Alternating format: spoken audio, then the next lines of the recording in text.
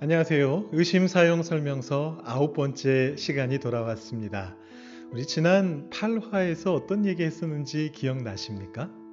아주 의심의 끝판왕이라고 할 수 있는 근원적인 의심에 대해서 이야기했었습니다.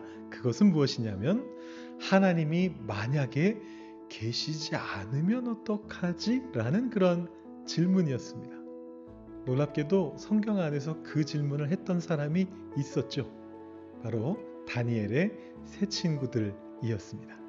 혹시 지금이라도 보고 오실 분들이 계시다면 여기를 눌러서 한번 확인해 보시면 좋을 것 같습니다. 만일 우리가 섬기는 하나님이 계시다면, 만일 안 계시다면 이라고 비록 가정법이었지만 상상하고 의심했었던 그 순간을 그들이 어떻게 넘어갔는가를 우리가 함께 살펴봤었습니다. 자, 그런데요, 오늘은 그것보다 더 심한 의심을 다뤄보려고 합니다. 그것보다 더 심한 의심이 있을까요? 하나님이 계시지 않는다라는 상상보다, 그 의심보다 더 큰 의심이 과연 존재할까요? 존재합니다. 그게 오늘의 의심인데요. 그건 뭐냐면 하나님께서 나를 괴롭히시는 게 아닐까라는 의심입니다. 여러분, 이 의심이 왜 더 무서운 의심이냐? 하나님의 본성에 대한 의심이거든요. 하나님께서 나를 적대하고 계시고, 하나님께서 나를 괴롭히고 계시고, 하나님께서 알고 보니 선하신 존재가 아니실 수도 있다는 것, 이것은 정말로 무서운 상상이고 무서운 의심입니다. 여러분, 성경 속에서 이런 고민을 했던 존재들이 좀 있는데요. 그 중에 가장 유명한 사람, 여러분 누가 기억나시나요? 바로 욥이 기억나실 겁니다. 여러분, 욥은 어떤 사람이었습니까? 하나님께서 사탄에게 허락하셔서 말도 안 되는 고난을 겪었던 사람이었습니다. 자, 이 욥이 자신의 억울함을 하나님 앞에 열심히 토로하게 됩니다. 그런데 그때 그 욥의 주변으로 3명의 친구들이 오게 되었습니다. 우리가 지난 시간에는 다니엘의 세 친구, 아주 선하고 훌륭한 존재들을 봤는데, 이번에는 욥의 세 친구, 조금 문제가 많은 사람들을 보게 됩니다. 여러분, 욥의 세 친구들이 어떤 이야기를 했던가요? 이 장면을 한번 보시고 시작하시죠. 제가 얼마 전에 저희 교회에 새벽 기도 시간에 보여드렸던 그림인데요. 욥의 세 친구들은 인과응보의 정신을 따르고 있습니다. 욥이 왜 이런 문제에 부딪혔는가? 욥이 왜 이런 고난을 당하고 있는가? 그것은 욥이 죄를 지었기 때문이다. 네가 죄를 지었으므로 그 죄에 대한 결과로서 이 벌을 받고 있는 것이니 어서 빨리 회개하라라는 것이 세 친구들의 입장이었습니다. 물론 세부적인 입장은 이렇게 조금씩 다르긴 합니다만 큰 틀에서는 동일한 입장을 가지고 있었죠. 거기에 대한 욥의 항변은 무엇이었습니까? 여러 가지 항변이 있었는데 그 중에 핵심은 나는 죄가 없다라는 것이었습니다. 설령 죄가 있다 할지라도 내가 이토록 큰 고난을 당해야 마땅한 그런 죄는 아니다라는 것이었습니다. 하나님께서 너무 과하게 나를 벌하고 계시다라는 것이었고요. 그런데 문제는 그것 때문에 그 마음에 상심함이 있어서 하나님 앞에 너무 억울하기 때문에 하나님을 고발하는 말까지 하고 원망하는 말까지 했던 것이 욥의 반응이었습니다. 여러분, 우리가 상식적인 선에서 본다면 욥은 잘한 게 아니죠. 어찌 감히 하나님을 원망합니까? 어찌 감히 하나님을 고발합니까? 아무리 억울할지라도 하나님은 하나님이신데 그렇게 해서는 안 됐잖아요. 그리고 욥의 세 친구들은 성경에 나오는 대로 잘 말했거든요. 죄를 해결해라. 하나님이 도와주실 거다. 겸손해라. 하나님이 도와주실 거다. 거기에 대해서 욥은 끝까지 반항했거든요. 그런데 왜 욥기의 결말에서 하나님은 욥의 세 친구들이 잘못했다고 하고 욥은 옳았다라고 말씀하시는 것일까요?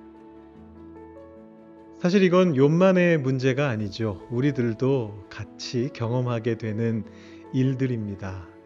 우리가 교회에서 또 세상에서 하나님의 뜻을 잘 따르려고 애써 이렇게 살아가다가 어느 순간엔가 이유 없는 고통에 부딪히게 될 때가 있습니다. 그럴 때 우리는 하나님 앞에서 착한 신자의 모습을 계속 유지하기 어려울 때가 있습니다. 하나님 이건 아니죠. 하나님 왜 이러시는 거예요? 하나님 어떻게 나한테 이러실 수가 있어요? 라고 우리가 외치게 될 때가 있습니다. 아주 정직한 외침입니다. 그리고 사실 그것은 우리뿐만이 아니고 신앙의 거인들도 비껴가지 못했던 그런 일이었습니다. 여러분 잘 아시는 C.S. 루이스 제가 다시 한번 인용해야 될 것 같습니다. 근데 이번에는 그의 작품이 아니고 이 C.S. 루이스의 삶을 조금 인용해 보려고 합니다. 루이스가 쓴 책 중에 고통의 문제라고 하는 책이 있습니다. 이 책은 우리에게 다가오는 고통이 하나님께 어떤 의미가 있고 우리에게 어떤 의미가 있는가, 바로 이 질문에 대해서 답을 주는 그런 책이었습니다. 이 루이스라는 사람이 굉장히 글을 잘 쓰거든요. 이 고통의 문제라는 책을 통해서 전 세계에 수많은 사람들이 자신의 고통으로부터 구원을 받았습니다. 하나님을 깊이 만나게 되고 하나님께 더 가까워지고 그 고통으로부터 빠져나오는 그런 놀라운 일들이 이 책을 통해서 많이 일어났습니다. 대단한 사람이죠. 그 중에 한 사람이 조이라고 하는 사람이었습니다. 이름이 기쁨입니다. 조이라고 하는 이름을 가진 사람인데 이 사람은 미국의 여류 작가였습니다. 남편과 결혼 생활이 좋지 않아서 이제 이혼하게 되는 그런 과정 속에서 굉장히 고통받고 있는 그런 사람이었죠. 이 사람이 C.S. 루이스의 고통의 문제라는 책을 읽고서 거기에서 놀라운 은혜를 받게 됩니다. 그래서 루이스와 편지를 주고받게 되고요. 그러다가 이혼이 완료되고 나서 어느 날 영국으로 넘어와서 루이스와 만남을 가지게 됩니다. 그러다가 두 사람이 사랑하게 되고 결국은 결혼하게 됩니다. 근데 결혼하기 전에 발견된 게 있었습니다. 이 조이가 골수암에 걸려서 몇 년 살지 못하고 죽게 된다라는 사실이었습니다. 루이스는 그걸 알고서도 아내와 결혼했습니다. 그리고 몇 년 동안 기쁘고 즐거운 시간을 보냈습니다. 죽을 것을 알고서 그렇게 시간을 보낸 것이죠. 그리고 나서 이 조이가 죽게 되었을 때 루이스는 자신이 썼던 책인 고통의 문제로서 해결 불가능한 심적인 고통에 빠져들게 됩니다. 그래서 그가 며칠, 몇 날, 몇 달, 몇 년을 고통 속에서 헤매면서 쓴 책이 헤아려 본 슬픔이라고 하는 책입니다. 이 책에서 루이스는 이렇게 말합니다. 하나님은 어디 계시는가? 다른 모든 도움이 헛되고 절박해서 하나님께 다가가면 무엇을 얻는가? 면전에서 쾅하고 닫히는 문, 그리고 침묵. 왜 그분은 우리가 번성할 때는 사령관처럼 군림하시다가 환난의 때에는 이토록 도움 주시는데 인색한 것인가? 루이스는 이 책에서 마치 하나님이 계신 집이 빈집처럼 느껴진다라고 그렇게 이야기합니다.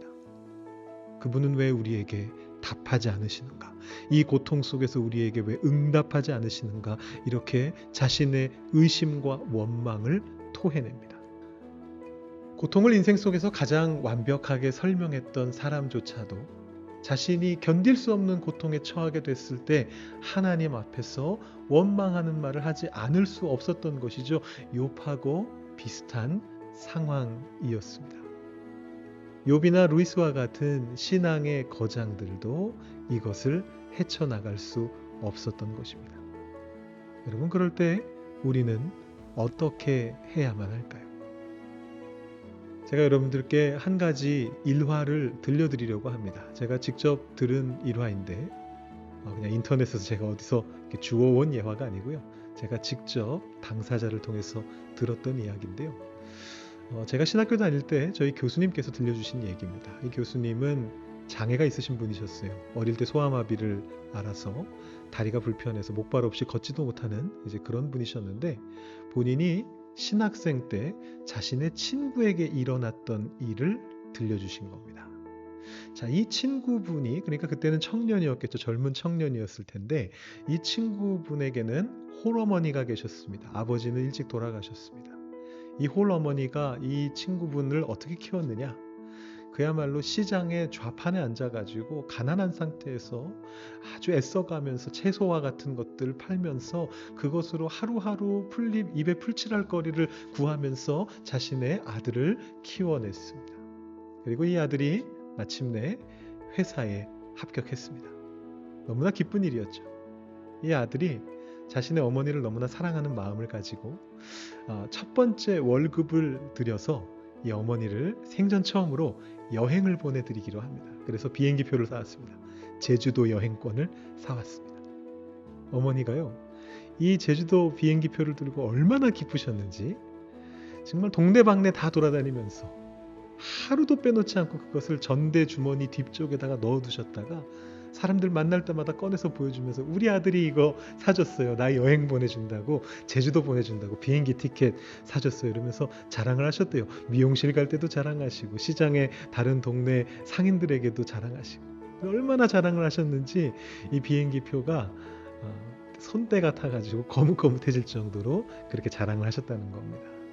그리고 이 어머니께서 여행 바로 전날 드디어 이제 내일 비행기를 타게 되셨는데 그 비행기 표를 고이 머리맡에 두신 채로 잠이 드셨다가 일어나지 못하셨답니다. 돌아가신 거예요. 장례식장에서 이 교수님이 그때는 신학생이었죠. 다리를 저는 장애를 가진 신학생이 자신의 친구를 찾아갔을 때 이 친구분은 울분을 참을 수 없었다고 합니다. 그래서 신학을 공부한 외에 아무 죄도 없는 이 교수님 신학생의 멱살을 잡고 그 다리를 땅에 떨어지게 할 정도로 이렇게 높이 들고 흔들어 댔다고 합니다. 그러면서 외쳤다는 것입니다. 왜 하나님께서는 단 하루를 못 참으셨냔 말이냐.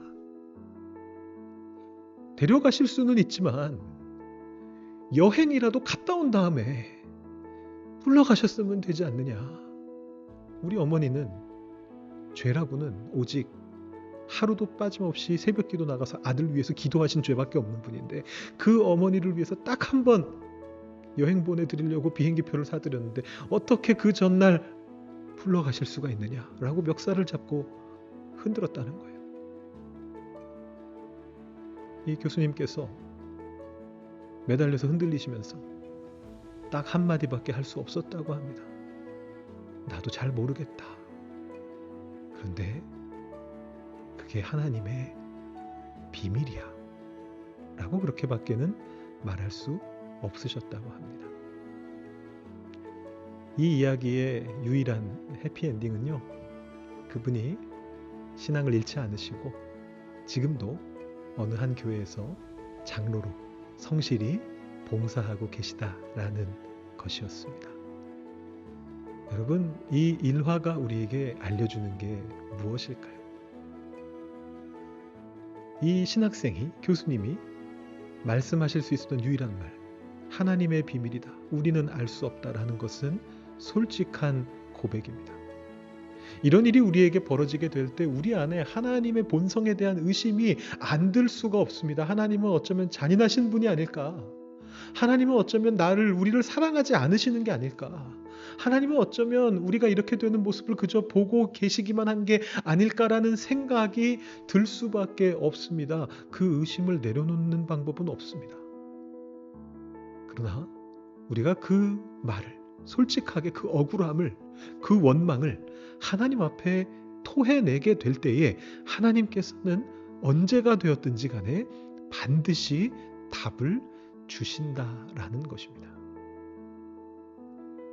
오늘은 주제가 무거웠기 때문에 내용도 좀 무거워졌습니다. 오늘의 의심 사용 설명서는요. 여러분 속에 혹시 억울함이 있을 때, 원망이 있을 때 그것을 고스란히 가지고 하나님께 나아가시라는 것입니다. 물론 하나님께서 답하지 않으실 수도 있습니다. 비밀이어서 그 비밀을 조금 더 숨기실 수도 있습니다. 루이스가 얘기했던 것처럼 마치 면전에서 문이 쾅 하고 닫힌 뒤에 불 하나 켜지지 않고 조용한 가운데 마치 빈집처럼 하나님께서 당신이 부재하심을 우리에게 보여주게 될지도 모릅니다. 그럼에도 불구하고 나아가는 것입니다. 그리고 얘기하는 것입니다. 하나님, 솔직히 원망스럽습니다. 너무 억울합니다. 이게 뭡니까, 하나님? 하나님 왜 이러시는 겁니까? 라고 질문하며 나아가는 것입니다. 하나님께서는 반드시 마지막 순간에 욥에게 나타나셨던 것처럼 나타나셔서 우리가 입을 막을 수 있게 해 주실 것입니다. 우리는 그것을 바라면서 하나님께 나아가는 것이죠. 여러분, 여러분의 의심을 이렇게 한번 활용해 보시면서 하나님에 대한 의심을 뚫고 하나님을 깊이 만나실 수 있는 여러분들 되시기를 축복합니다. 오늘 여기까지 하겠습니다. 다음 시간에 다시 뵙겠습니다.